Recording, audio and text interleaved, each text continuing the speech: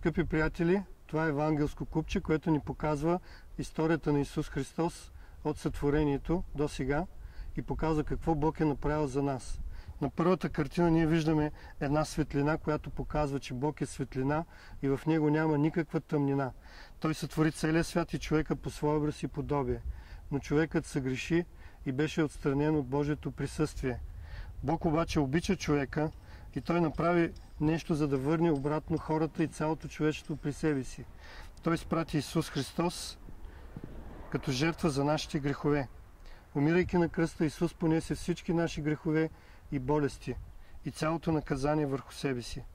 Той умря и беше погребан, но на третия ден Исус Христос възкръсна и след своето възкресение Той повече никога не умира и тържествува над смъртта. Ние виждаме, че чрез възкресението Исус отваря пътят обратно всеки един човек да се върне при Бога. Аз съм пътят, истината и живота са Неговите думи. Всеки, който вярва в думите на Исуса Христа, може да се върне обратно при Бога, като се хване за Божията ръка чрез вяра. Изборът на човека е да отиде в небето или да отиде в ада. И Бог искрено желае ти да намериш пътят към небето, като се хванеш за ръката на Исуса Христа.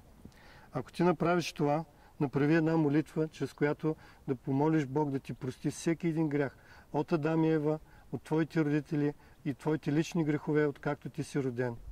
Ако направиш това, Бог ти дава увереност и ти дава ново сърце, чрез което ти по нов начин да живееш, да хвалиш Бога, да го обичаш, да обичаш ближния както себе си, а също да възстановиш своята връзка с Бога чрез молитва, чрез четене на Словото, чрез общуване с вярващи и чрез разказване на другите за това, което Бог е направил за теб.